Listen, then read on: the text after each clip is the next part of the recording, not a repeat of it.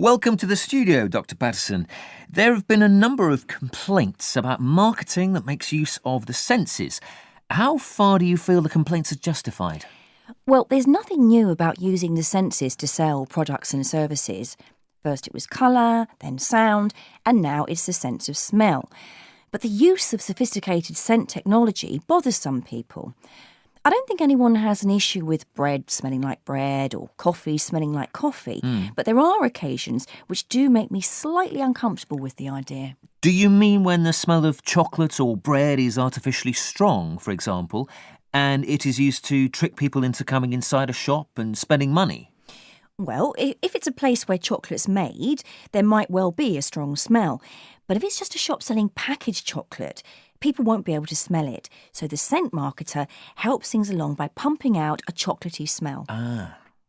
That's not a problem for most of us, but the approach can backfire if people get wind of the fact that smell is being used to manipulate them.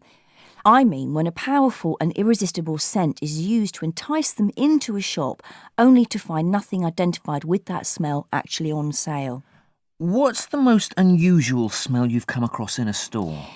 Recently, a big toy store used scent marketing to encourage adult shoppers to spend more time looking at toys.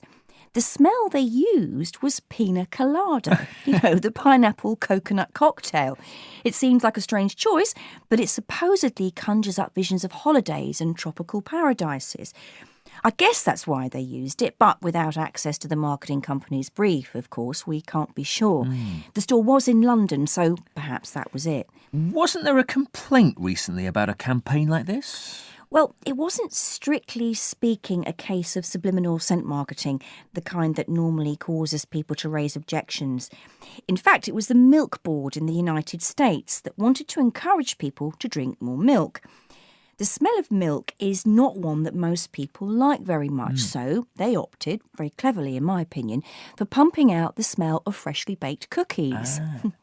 The idea was that the cookie smell would make people want to eat some cookies and, by association, drink some milk.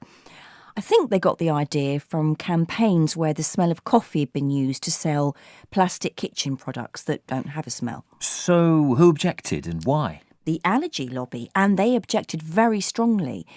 They don't like our environment being manipulated through pumping scented oils into the air because it is potentially dangerous for this group. It's fair enough, really.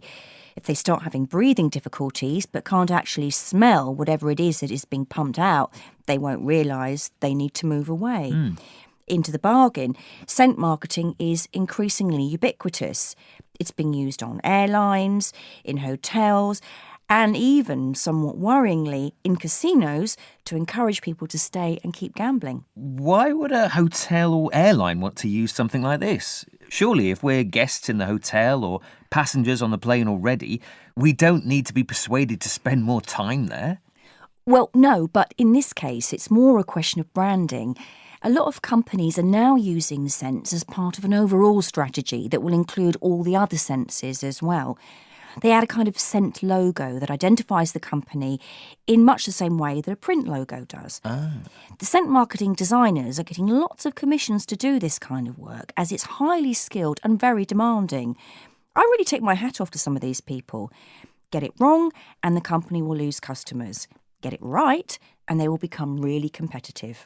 Well, thank you very much, Dr. Patterson, for that very interesting glimpse, or should I say whiff, of the pros and cons of scent marketing.